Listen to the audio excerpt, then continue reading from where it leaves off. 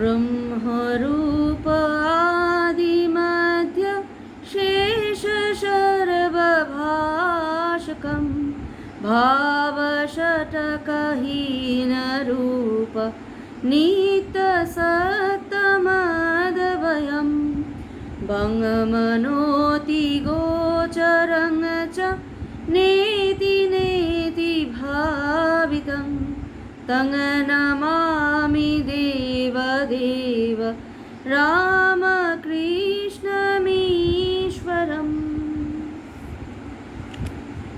পরমার্থ প্রসঙ্গ শ্রদ্ধেয় স্বামী বিরজানন্দজির বাণী সংকলিত একটি পুস্তক, যেটি আমরা পাঠ করছিলাম বেশ কিছু দিন ধরে। আমাদের এটা পাঠ চলছিল, মাঝখানে কোনো বিভিন্ন কারণে কিছু জায়গায় হয়তো আমাদের কোনো সময় বন্ধ দিতে হয়েছিল। যাই হোক, 70 নম্বর সূত্র পর্যন্ত আমাদের পড়া হয়েছিল। আজকে 71 নম্বর সূত্র থেকে শুরু হবে। 71 নম্বর সূত্রে মহারাজ বলছেন, ধ্যানের গূঢ় রহস্য হচ্ছে জীবাত্মার, অর্থাৎ অহং অভিমানী চৈতন্যের হৃদয়ে অর্থাৎ অন্তরের অন্তঃস্থলে তার যথার্থ স্বরূপ পরমাত্মাকে বা সগুণ ব্রহ্ম পরমেশ্বর ইষ্টকে স্থাপনা করে তার জ্যোতির্ময়, আনন্দময়, প্রেমময় রূপ ও ভাব বিষয়াসক্তি বর্জিত মনকে যুক্ত ও তদ্গত করতে অভ্যাস করা। কি বলছেন? বলছেন ধ্যানের গূঢ় রহস্য কি? আমরা সাধারণত বলি যে ধ্যান করব, ধ্যান হচ্ছে না, ধ্যান খুব আজকে ভালো হয়েছে, আজকে হয়নি, ইত্যাদি ইত্যাদি বলি। তা ধ্যানটি বলতে কি বোঝায় মহারাজ সেটি আজকে আমাদেরকে বলছেন। ধ্যান হচ্ছে আর কিছুই নয়, অহং অভিমানী চৈতন্যের অর্থাৎ জীবাত্মার হৃদয়ের অন্তরের অন্তঃস্থলে তার যথার্থ স্বরূপ পরমাত্মা বা সগুণ ব্রহ্ম পরমেশ্বর ইষ্টকে স্থাপনা করা। অর্থাৎ আমরা তো অহং মানে আমি ডাক্তার, আমি ইঞ্জিনিয়ার, আমি উকিল, আমি টিচার, ইত্যাদি ইত্যাদি কতগুলো বাঁধনের মধ্যে আমরা রয়েছি। আমাদের পরিচয় কি না? আমাদের পরিচয় জানতে গেলে আমাদের আধার কার্ড, ভোটার কার্ড দেখলে আমাদের পরিচয় জানা যায়। এই পরিচয়টাই পরিচয় নয়। অর্থাৎ পরিচয়টা কি? হু অ্যাম আই, অহম ব্রহ্মাস্মি। উপনিষদে যেটা বলছেন হু অ্যাম আই, সেখানের উত্তরে বলা হচ্ছে অহম ব্রহ্মাস্মি। ঋষি তার শিষ্যকে বলছেন তত্ত্বমসি, তুমি সেই।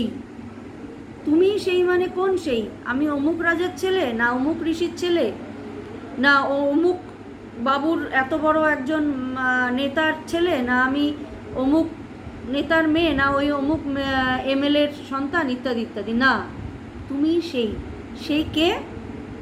সেই চিরন্তন সচ্চিদানন্দ স্বরূপ। বলছেন না তুমি তার সন্তান, বলছেন তুমি সেই। এই তত্ত্বমসি, এই তত্ত্বমসি যখন শিষ্য আমি সেই, গুরু যখন তাকে বললেন তত্ত্বমসি তুমি সেই, সেইটা কে? এরপর ধীরে ধীরে যখন শিষ্যের রিয়েলাইজ হচ্ছে, তখন সে বলছে আমি সেই, অহম ব্রহ্মাস্মি সোহম ইত্যাদি। তা এখন প্রশ্ন হচ্ছে সোহম আমি সেই, সোহম সেই পরমাত্মা, আমি সেই পরমাত্মা। আমি জীবাত্মা বলে নিজেকে মনে করছি। আমার এই বাইরের যে আভ্যন্তরীণ বা বাহ্যিক যে আমার দেহ, বাহ্যিক যে পরিচয়, বাহ্যিক যে নাম, বাহ্যিক যে রূপ, বাহ্যিক যে গুণ, এগুলো সবই জীবাত্মা, জীবাত্মার আবরণ মাত্র। কিন্তু জীবাত্মা অন্তরে পরমাত্মার উপস্থিতি, সেটার রিয়েলাইজেশনটাই হচ্ছে ধ্যান। অর্থাৎ যেখানে তুমি আমি আমি তুমি মিলেমিশে, সেখানে আর আমি নাই, শুধুই তুমি, নহং নহং তুহু তুহু, অর্থাৎ সেখানে সচ্চিদানন্দ স্বরূপ সেই ব্রহ্ম প্রতিষ্ঠিত হয়ে রয়েছেন। সেখানে আমি আর তুমি এই বোধও নাই, আমার আমি বোধ চলে গিয়ে শুধুই তুমি, তুমিই সর্বত্র। হতে হতে হতে হতে যখন বোধ হয় আমি তুমি, তুমিই আমি, তখন আমিই সর্বত্র। এই যে বোধ, এই যে ভাবটাকে ধারণ করাকেই মহারাজ এখানে বলছেন ধ্যান। এখানে বলছেন ধ্যান।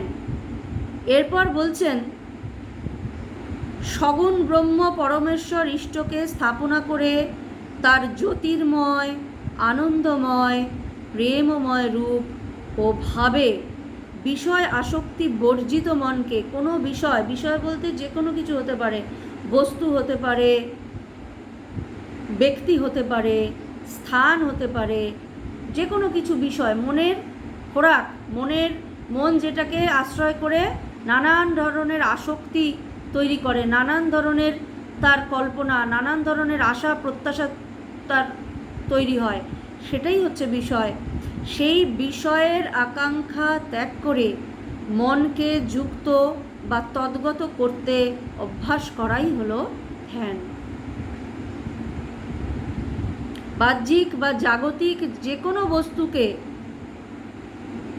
সম্পূর্ণরূপে বর্জন করে, লোভনীয় জাগতিক, এখন তো নানান রকমের আকর্ষণ, আর দিনে দিনে এই আকর্ষণটা যেন মানুষকে আরও বাড়ছে, জাগতিক আকর্ষণগুলো মানুষের বাড়ছে, কারণ নতুন নতুন অনেক রকমের রংচঙে জিনিস, ইনস্ট্যান্ট কোনো জিনিস, কোনো রকমের উন্নত যন্ত্রপাতি এমন তৈরি হচ্ছে যে মানুষের আকর্ষণটা যেন আরও বাড়ছে, মানুষ এডিক্টেড হয়ে পড়ছে। এই যে এডিক্টেড হয়ে পড়ছে, এই এডিকশনটাকে ছাড়ানোটা খুব কঠিন, কিন্তু এডিকশন ছাড়াতে গেলে অন্য আরেকটা বস্তুর এডিকশন দিতে হয়। সেই এডিকশনটা কি? ঈশ্বরের যদি আসক্তি আমরা বাড়িয়ে দিই। ঠাকুর বলছেন না যে পূর্ব দিকে গেলে পশ্চিম নিজে থেকে পেছনে সরে যায়, অনেকটা সেই রকম। তো এই যে বলছেন যে বিষয় আসক্তি বর্জন করে মনকে যুক্ত বা তদ্গত করা, অভ্যাস করাই ধ্যান। যখন সেই ভাব পাকবে, পরিপূর্ণতা লাভ করবে, তখন সেটি নিরবিচ্ছিন্ন তৈল দ্বারার মতো বইবে। তখন মন ইষ্টে তন্ময় হয়ে যাবে।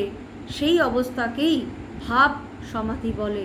ভাব বা সমাধি বলছে যেই সময় নিরন্তর মনকে আর জোর করে ঈশ্বরের, মনটা ছিটকে যাচ্ছে, আবার জোর করে ঈশ্বরে নিযুক্ত করা হচ্ছে, আবার ছিটকে যাচ্ছে, আবার নিযুক্ত করা হচ্ছে, এইরকম নয়। নিরন্তর তার ভাবনায় ভাবিত হতে থাকবে, নিরন্তর তার ভাবনায় ভাবিত হতে থাকবে। এই যখন অবস্থা হবে, সেই অবস্থা যদি হয়, সেটি হবে ভাব বা ভাব সমাধি। ঠাকুরের যেরকম মাঝে মাঝেই সমাধি হতো, আর ঠাকুর তখনই বাহ্য জ্ঞান শূন্য হয়ে যেতেন। চৈতন্যদেবের এমন হতো, আমরা যা শুনেছি, জিসাসের এরকম হতো, যীশুখ্রিস্টের এরকম হতো। সম্পূর্ণ ঈশ্বরের সঙ্গে বা ব্রহ্মের সঙ্গে এক হয়ে যাওয়া, এটাকেই বলছেন ভাব বা সমাধি। এটা অনেক অভ্যাস সাপেক্ষ, চেষ্টা সাপেক্ষ। আমাদের তো ঠাকুর দেখিয়ে দিয়ে গেছেন, চেষ্টাটা আমরা করতে পারি, চেষ্টাটা করাটাই আমাদের কাজ। তারপর বাকি তার যদি কৃপা হয়, তার যদি আশীর্বাদ হয়, হবে। কিন্তু আমরা চেষ্টা করে যাব, একদিন হলো না, দুদিন হলো, দিনের পর দিন নিরন্তর চেষ্টা, নিরন্তর চেষ্টা, নিরন্তর চেষ্টা আমরা করে যাব। এরপর বলছেন 72 নম্বর সূত্রে, প্রত্যহ নিষ্ঠাপূর্বক জপ ধ্যান করবার অভ্যাস করলে সেটা একটা নেশার মতো হয়ে যাবে। আবার ধ্যান জমলে যেন একটা নেশার ভাব হয়, যেটা ধ্যানের পরও কম বেশি কিছুকাল পর্যন্ত থাকে ও বেশ আনন্দ অনুভব হয়। তাই ধ্যানের পরে কিছুক্ষণ আসন ত্যাগ করবে না বা বৈষয়িক কথাবার্তা কইবে না। কইতে ইচ্ছেও হয় না, বাধে, কষ্ট হয়। সেই ভাবটা যতটা পারো স্থায়ী করবার চেষ্টা করবে। এখানে বলছেন মহারাজ যে প্রত্যহ নিষ্ঠাপূর্বক ধ্যান জপ করা, অভ্যাস করাটা আমাদের প্রয়োজন। নিষ্ঠাপূর্বক প্রতিদিন একটা নির্দিষ্ট সময়ে, একটা বা যেরকম দীক্ষার সময় বলা হয় যে 3 বার বসতে হবে ইত্যাদি, নির্দিষ্ট সময়ে, নির্দিষ্ট স্থানে, নির্দিষ্ট আসনে এটা যদি আমরা করতে থাকি তাহলে সেটা আমাদের অভ্যাসে পরিণত হবে। প্রথমে সেটা হবে আমাদের সচেষ্ট, তারপরে আমাদের চেষ্টা দূরে গিয়ে আমরা নিশ্চেষ্ট হলেও আমাদের অভ্যাসটাই দিয়ে আমাদেরকে কাজ করাবে। এবং আমরা দেখব যে আমাদের নিজের সচেষ্ট ইচ্ছা ছাড়া বা সচেষ্ট কোনো রকমের কিছু মানে কষ্টসাধ্য ব্যাপারই নয়, উঠেই যেন ওটা সেই দাঁত মাজা, মুখ ধোয়া, জল খাওয়া, স্নান করা, খাওয়ার মতো ওটা যেন একদম সঙ্গে সঙ্গে হয়ে যাচ্ছে। ওটার জন্য আলাদা করে মনকে প্রিপেয়ার করা ইত্যাদি করার প্রয়োজন হবে না। ঠিক ওই সময়টি আসবে, ওই স্থানটি গেলাম, মনটা ওইখানেই বসে গেল। তবে এটা অনেক অভ্যাসের ফলে আমাদের হবে, কিন্তু হবে। মহারাজ আমাদের ভরসা দিচ্ছেন, বলছেন হবে। ধ্যানের পরও কিছুকাল পর্যন্ত বলছেন ওইভাবে মুদ হয়ে থাকতে, কোনো রকমের কোনো বৈষয়িক চিন্তা, আলোচনা, কথাবার্তা না বলে ওই ভাবটায় বা ওই আনন্দটায় ডুবে থাকতে বলছেন এটা করা উচিত নয়। আর সত্যি সত্যি যদি ধ্যান হয় তবে ধ্যান থেকে উঠেই ওইগুলো করতে ভালোও লাগবে না, মনে হবে চুপ করে একটু বসে থাকি, কথা বলবো না। ওই ভাবটাকে যতটা সম্ভব মনের মধ্যে, যত সময় সম্ভব মনের মধ্যে ধরে রাখাটা সেটা আমাদের একটা চেষ্টা করতে হবে। এবং এই ভাবটাকেই ধীরে ধীরে মনে স্থায়ী করবার চেষ্টা করতে বলছেন। একটা সময় যে নিরন্তর তৈলধারার কথা বলছেন না, তো নিরন্তর তৈলধারার মতো হয়ে যাবে, কিন্তু তার আগেই চেষ্টাটা চলতে থাকবে। এরপর সম্পূর্ণ সময়টাই ঈশ্বরেরকেই মনে হবে তারই স্মরণ মনন করি, কী বাজে কথা, কী পরনিন্দা পরচর্চা, কী জাগতিক বিষয় আলোচনা করব। এরপর বলছেন 73 নম্বর সূত্রে, মাতালরা বা আফিংখোরেরা যেমন সময়ে নেশার জিনিস খেতে না পেলে মহা অস্বস্তি বোধ করে, কিছুই ভালো লাগে না, সাধকেরও সেই রকম অবস্থা হয়। যেদিন নিয়মিত ধ্যান জপ করতে না পারে সে যে বিষয় অভ্যাস করবে, ভালো বা মন্দ, তাতেই কথা খাটে। অর্থাৎ আমরা অভ্যাসের দাস। আমরা মানুষ ভগবানের সর্বোৎকৃষ্ট সৃষ্টি, কিন্তু যে কোনো পশু, জড়বস্তু থাকা ছাড়াও যে কোনো জীব সে কিন্তু অভ্যাসের দাস। পশুরাও অভ্যাসের দাস, আমরাও কিন্তু অভ্যাসের দাস। কারণ সেটা যদি আমরা কোনো খারাপ অভ্যাস করি, সেটা যদি পরপর না করতে থাকি, আমাদেরকে খুব যেন পিঞ্চ করতে থাকে, কেন করো, ইন্দ্রিয়গুলো বলছে ওটা চলো, এই নেশা করছো কেন, নেশা করছো না কেন, চলো। আমরা ফোনটা এখন আমাদের একটা খুব বাজে অভ্যাসে দাঁড়িয়ে গেছে, খারাপ অভ্যাস বলা যায়। ওই সব সময় ওই আজকাল রিল না হেনা তেনা সেই সব করছে, কে কত লাইক দিল, কি কত দেখতে থাকো, কে কত লাইক দিল, কে ডিসলাইক দিল, কে কি খারাপ কমেন্ট করলো, কি ভালো কমেন্ট করলো, দেখতে থাকো। আমরা কেন? কারণ ওটা অভ্যাস হয়ে গেছে। তেমনি ভালো অভ্যাসটাও করা যায় যদি আমরা নিয়মিত সেটাকে চর্চার মধ্যে নিয়ে চলে আসি। তারপর অভ্যাস যখন একবার হয়ে যাবে সেইটা কিন্তু আর ছাড়া যায় না। তাই বলছেন যে খারাপ অভ্যাসও যেমন ছাড়া যায় না, খুব কষ্ট করে ছাড়তে হয়। ভালো অভ্যাসও একবার হয়ে গেলে সেটা আর ছাড়া যায় না। যে ভালো অভ্যাস যদি হয় সেটা আমাদেরই ভালো, তাই না? তাই বলছেন জব ধ্যান করতে না পারলে আমাদের তখন যেরকম আফিংখোরেরা আফিং খেতে না পারলে খুব কষ্ট হয়, নেশা করে যারা খুব নেশায় আসক্ত হয়ে যায় তাদের বিভিন্ন জায়গায় নেশা মুক্তি কেন্দ্র তো দেয়, সেখান থেকে ছাড়িয়ে আনা হয়। তা সেই নেশাটা যদি তার ছেড়ে যায়, তারপর তাকে ভালো অভ্যাস দিতে হয়। তেমনি আমাদেরও ওই খারাপ অভ্যাসগুলো আমরা নিজেরাই প্রয়োজন হলে ছেড়ে দিতে পারি, চেষ্টা করে ভালো অভ্যাস গঠন করার মধ্যে দিয়ে।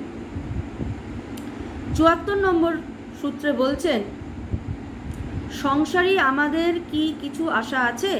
সংসারী ভক্ত একজন মহারাজকে জিজ্ঞাসা করছেন, আমাদের কি কিছু আশা আছে? মহারাজ বলছেন, কেন থাকবে না, খুব আছে। ভগবান কি শুধু সন্ন্যাসীদের? সকলেই তার সন্তান, সংসারীকে নয়। আমাদেরও তো সংসার আছে। দেখো না, এই তোমরা সব আছো, তোমাদের জন্যে ভাবতে হয়, মঠ মিশনের সাধুদের জন্য ভাবতে হয়, ঠাকুরের কাজের জন্য ভাবতে হয়, দুঃখ দারিদ্র সুখ দুঃখের কথা শুনতে হয় এবং তাতে মনে কষ্ট হয়।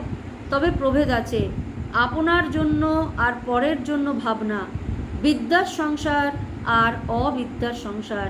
সংসারে থাকো ক্ষতি নেই, তবে সংসারে না পেয়ে বসে। বাহিরে সংসার থাক, সংসারের কর্তব্য কাজ সব করে যাও, কিন্তু অন্তরে যেন ত্যাগের ভাব থাকে, নিষ্ক্রিয় নির্লিপ্ত ভাব থাকে।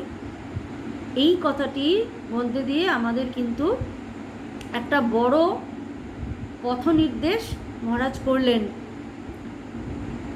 সংসারী আমাদের কিছু হবে কি না একজন ভক্ত মহারাজকে প্রশ্ন করছেন। মহারাজ উত্তর দিচ্ছেন, কেন থাকবে না, খুব আছে। ভগবান কি কেবল সন্ন্যাসীদের? অর্থাৎ ভগবান কি বলেছেন তিনি শুধু সন্ন্যাসীদের? বলেননি তো। তিনি সকলেই তার সন্তান। কোনো পিতামাতার যাদের অনেকগুলো সন্তান থাকে, কেউ ডাক্তার, কেউ ইঞ্জিনিয়ার, কেউ বেকার, কেউ চোর, কেউ ডাকাত, হতেই পারে। কেউ ব্যবসা করে, কেউ খুব বুদ্ধিমান, কেউ অল্প বুদ্ধি সম্পন্ন, কেউ খুব হিসেবি, কেউ হিসেবি নয়। তার জন্য কি মা বাবা তাকে ফেলে দেন? ফেলে তো দেন না। অর্থাৎ সকলেই আমরা তার সন্তান। তারপরে বলছেন, সংসারী তুমি বলছো যে সংসারী, একজন ভক্তকে মহারাজ বলছেন তুমি সংসারী। আমরাও কি সংসারী নয়? সন্ন্যাসীরাও কি সংসারে নয়? কেউ ছোট সংসারে থাকে, কেউ বড় সংসারে। আমরা তো বিশাল সংসারের মধ্যেই রয়েছি। সন্ন্যাসীরাও সংসারের মধ্যেই রয়েছেন, সংসারীরাও সংসারের মধ্যে। সংসারে এই মহামায়ার সংসারের বাইরে তো আমরা কেউ যেতে পারিনি। ঠাকুর যা বলতেন, বড় গিন্নির সংসার, বড় গিন্নির কাজ। তাই বড় গিন্নির সংসারের মধ্যে আমরা সবাই রয়েছি, কেউ তার বাইরে নেই। কেউ হয়তো তার স্ত্রী, পুত্র, পিতা মাতা, ভাই বোনকে নিয়ে ওইটুকু তার গণ্ডি মনে করে ওইটুকুকে সংসার করে তাদেরকে সেবা যত্ন করছে। আর কেউ হয়তো এই বিশাল জগৎটাকেই নিজের সংসার মনে করে সকলের জন্য চিন্তা করছে, সকলকে সেবা করার কথা ভাবছে, সকলের দুঃখ কষ্টে তাদের মন কাঁদছে, কারোর দুঃখ সহ্য করতে পারছে না। এই তাই সংসারে কে নেই এটাই বলছেন। কেউ হয়তো সন্ন্যাসী রূপে সংসারে আছেন, কেউ হয়তো সংসারী রূপে সংসারে আছেন, কিন্তু এই বড় গিন্নির সংসারে আমরা সবাই রয়েছি। সেটাই মহারাজ এখানে বলছেন যে মঠ মিশনের কথা তাকে ভাবতে হচ্ছে, ঠাকুরের কাজের কথা ভাবতে হচ্ছে, দুঃখ দারিদ্র সুখ দুঃখের কথা কত মানুষ এসে একটু বলে নিজের মনকে শান্তি পাবে বলে বলেন সাধু সন্ন্যাসীদের কাছে। তাদের কথা শুনতে হয়, তাদেরও কথা শুনে মন কখনো কখনো কেঁদে ওঠে। এইগুলো সবই তো আছে, তবে প্রভেদ আছে কি, আপনার জন্য আর পরের জন্য ভাবনা। যদি এমন হয় শুধু নিজের ভাই বোন, পিতা মাতা, স্ত্রী, পুত্র, স্বামী, তার জন্য যে ভাবনা, আর সকল সংসারের সকলের জন্য যে চিন্তা, এই দুটোর মধ্যে একটু পার্থক্য আছে বলছেন। কি পার্থক্য? বিদ্যার সংসার আর অবিদ্যার সংসার। ছোট সংসার, অবিদ্যার সংসারে কি হয়, শুধু নিজে ভালো থাকবো, নিজে ভালো খাবো, এমন চিন্তা ভাবনাও বহু মানুষের আছে। আমি ভালো থাকবো, আমার সন্তান যেন থাকে দুধে ভাতে। ঈশ্বরী পাটনি মা অন্নপূর্ণার কাছে চাইছিলেন, কি চাও তুমি? আমার সন্তান যেন থাকে দুধে ভাতে। এইরকমও আছে। আবার এমনও আছে যে সমগ্র বিশ্বের সকলের মঙ্গল কামনা করছেন, এমনও মানুষ আছেন। তারা সংসারীও হতে পারে, তারা সন্ন্যাসীও হতে পারে, কিন্তু সমগ্র জগতের জন্য তারা ঈশ্বরের কাছে দিনরাত প্রার্থনা করে যাচ্ছেন, সকলের মঙ্গল কামনা করে যাচ্ছেন। সংসারে থাকো ক্ষতি নেই, তবে সংসার না পেয়ে বসে। বলছে সংসারে থাকো, তাতে ক্ষতি নেই, কিন্তু ওই সংসার করতে করতে এমন না হয়ে যায় যে ওই সংসারের বাইরে আর কিছু ভাবতেই পারছি না, জগৎ সংসার যাহার চুলোয় চলে গেল, যার নামে মানুষ কেঁদে কেটে সার হয়ে যাচ্ছে। একটু অন্নের অভাব, একটু বস্ত্রের অভাব, গৃহের অভাবে মানুষ কেঁদে কুল হয়ে যাচ্ছে। আমি তাকাবো না, আমি এসি চালিয়ে ঘরে টিভি দেখতে দেখতে কবজি ডুবিয়ে মাংস ভাত খেলাম, আমার সন্তানেরা খেলো, আমি দরজা জানলা বন্ধ করে ঘুমিয়ে পড়লাম। বাইরের কান্না, বাইরের কথা, বাইরের সুখ দুঃখের কথা কিচ্ছু শুনবো না, এমনটি যেন না হয়। তাই বলছেন সংসারে থাকো, কিন্তু সংসার যেন পেয়ে না বসে। আর বাহিরে সংসার থাক, তুমি সংসারে আছো, থাকো, সংসারের কর্তব্য কাজ করে যাও, কিন্তু অন্তরে যেন ত্যাগের ভাব থাকে। অর্থাৎ অন্তরে যেন আমাদের আসক্তি চলে না আসে। সংসারে এর জন্য আমি এই করেছি, পরিবর্তে সে আমাকে এই করবে, ওর জন্য ওই করেছি, পরিবর্তে সে আমাকে করবে, এই রকম ভাবটা যেন না আসে। তাই বলছেন অন্তরে যেন ত্যাগের ভাব থাকে, নিষ্ক্রিয় নির্লিপ্ত ভাব থাকে। আমরা অনেক সময় এমন হয় যে আমরা কোনো মানুষের জন্য কিছু একটু করলাম মানে ঠাকুর আমাকে দিয়ে করালেন, হয়তো সামান্যই, কিছুই না, খুব সামান্য একটু তাকে সাহায্য করলাম, তাতে সামান্য হয়তো উপকার হলো, কি ঠিক আছে, চলে গেল। তারপরের থেকেই আমরা কিন্তু ভাবতে থাকি এখন থেকেই আমার কথায় চলবে, আমি যা বলবো আমার কথায় চলবে, আমার কথায় উঠবে, আমার কথায় বসবে, আমি যা যা নির্দেশ দেব সে সেইটা মেনে চলবে। না মেনে চললেই হ্যাঁ এত কিছু করেছি, তার প্রতিদান এইটা দেওয়া হলো। এইটাকে আসক্তি বলছে। এইটা যেন আমাদের কখনো না হয়। যতটুকু কর্তব্য কর্ম তার জন্য করার, তাকে যদি সাহায্য করার মতো ক্ষমতা আমাদের থাকে, তাহলে সেইটুকু করে তার ফল কি হলো, তার প্রতিদান স্বরূপ সে আমাকে কিছু ফিরিয়ে দিল কি না, আমার কথা মেনে চললো কি চললো না, সেই সবগুলো দেখতে গেলেই আসক্ত হতে হয়, দুঃখ পেতে হয়, একটা সময় বিরক্তি আসে।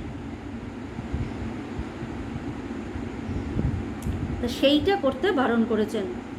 75 নম্বর সূত্রে মহারাজ বলছেন সংসারটাকে যেন একটা দীর্ঘ স্বপ্ন বলে জানবে, যতক্ষণ আছে ব্যবহারিকভাবে সত্য জেনে নিজের কর্তব্য করে যাও, কিন্তু এটাও ধারণা রাখবে যে ত্রিকাল সত্য নিত্য বস্তু এক ভগবানই, যাকে লাভ না করা পর্যন্ত চরম সুখ শান্তি মুক্তি নেই। এমন দুর্লভ মানব জীবন পেয়ে, এমন সুবিধা পেয়ে তাকে পাবার চেষ্টা না করলে সকলই বৃথা। বলছেন দেবতাদেরও ঈশ্বর লাভ করার জন্য, ভগবান লাভ করার জন্য, ব্রহ্মজ্ঞান পাওয়ার জন্য মনুষ্য জন্ম নিয়ে পৃথিবীতে আসতে হয়।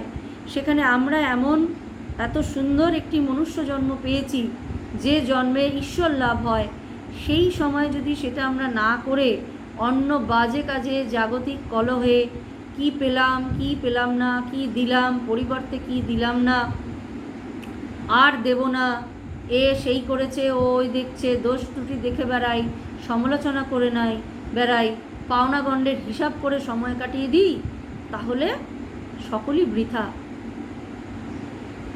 ঈশ্বর লাভের জন্য যে 3টি জিনিস প্রয়োজন, তার মধ্যে প্রথম শর্তই হচ্ছে মনুষ্য জন্ম, দ্বিতীয় সৎসঙ্গর বা সদ্গুরু লাভ, 3 নম্বর হচ্ছে মুমুক্ষুত্ব। তাই আমরা যারা মনুষ্য জন্ম পেয়েছি, এখানে যারা আলোচনা করছে, পরমার্থ প্রসঙ্গে আমরা আলোচনা করছি, শুনছি, শিখছি, তাদের সকলেরই প্রায় গুরুকরণ হয়েছে বা হয়নি, অথবা হবে, অথবা তিনি কোনো দেবদেবীর কথা হয়তো মেনে চলছেন, ঠাকুরমা স্বামীজিকে মেনে চলছেন, এই বই সদ্গ্রন্থ পাঠ হচ্ছে, এটাও তো সদ্গ্রন্থ পাঠও হচ্ছে সৎ গুরু বা সৎ সাধু সঙ্গ করা। আর মুমুক্ষুত্ব হলো ঈশ্বর লাভের ইচ্ছা, সেইটা যদিও মনে থেকে থাকে, তাহলে এই 3টে যখন আমরা পেয়ে গেছি, তখন আমরা কেন বৃথা কলহে, বৃথা সময় নষ্ট করব? সেটাই মহারাজ বলছেন যে বৃথা সময় কেন নষ্ট হচ্ছে। আমরা করছি, সময় অনেক নষ্ট করে ফেলি, বুঝিও না। এ আমাকে এইটা কেন বললো, সে আমাকে সেটা কেন বললো, ও এরকম বলা উচিত হয়নি, আমি তার জন্য ওই করেছি, আমি তার জন্য সেই করেছি, এরকম আমরা বলি। কিন্তু এই যে বলেছি, কেন বলেছি, পৃথিবীকে বা জগৎকে শোধরানোর জন্য তো আমি পৃথিবীতে আসিনি। যার জগৎ, যিনি সৃষ্টি করেছেন তিনি বুঝবেন। শুধুমাত্র তিনি যে কাজগুলো আমাকে দিয়ে করাতে চান, তার কাছে প্রার্থনা তিনি যেন আমাদের সেই কাজগুলো আমাদের দিয়ে তার মতো করে করিয়ে নেন, আর তার সান্নিধ্য যেন আমরা লাভ করতে পারি। একটা সময় যেন আমি তিনি ময় হয়ে যেতে পারি, ব্যাস। এই ছাড়া জীবনের আর কোনো কথা নেই। এই যে বলছেন যে কর্তব্য কর্ম করতে হবে। আমরা বাইরে হয়তো অনেক সমাজ সেবা, দরিদ্র নারায়ণ সেবা ইত্যাদি ইত্যাদিগুলো করি। বাইরের দরিদ্র নারায়ণ সেবা, ঘরের কাজ করছি ভাল লাগছে না, বাইরে দরিদ্র নারায়ণ সেবা করলাম, 100 জন 200 জন দরিদ্রকে সেবা করলাম, খুব ভালো হলো, অনেক কাজ হলো। ঘরে যে অভুক্ত নারায়ণরা বসে থাকে, আমরা মায়েরা যদি রান্না না করে, অনেক অভুক্ত নারায়ণরা বসে থাকে, তাদের যখন সেবা করছেন প্রতিদিন, সেটাও তো একটা বড় ঈশ্বর সেবা হচ্ছে। সন্তানেরা হয়তো মা রান্না না করলে তার খাওয়া হচ্ছে না, সে সেই সব ফেলে দিয়ে সে বাইরে গিয়ে দরিদ্র নারায়ণ সেবার জন্য সময় কাটিয়ে এলো। তাই ঘরে যে বসে আছেন এই গোপালরূপী নারায়ণ, এই অভুক্ত নারায়ণ, তাদের সেবাটাও করতে হবে। তাই এখানে সেটাই বলছেন যে কর্তব্যটা করতে হবে এবং ঈশ্বরকে ধরে করতে হবে। ঈশ্বরকে ধরে যদি আমরা কর্তব্য কর্ম করি এবং তার সঙ্গে সঙ্গে ঈশ্বর লাভের চেষ্টা করে যাই, তবেই সেটা প্রকৃত ঈশ্বর লাভের একটা ধাপ আমরা এগোবো বলে মনে করছি। চেষ্টা করব, আর কিছুই না। আজকে এই পর্যন্তই। 75 নম্বর শ্লোক পর্যন্ত, সূত্র পর্যন্ত আজকে পড়া হলো। এর পরের দিন আবার 76 নম্বর থেকে শুরু হবে। শ্রীরামকৃষ্ণার্পণ নমস্তে।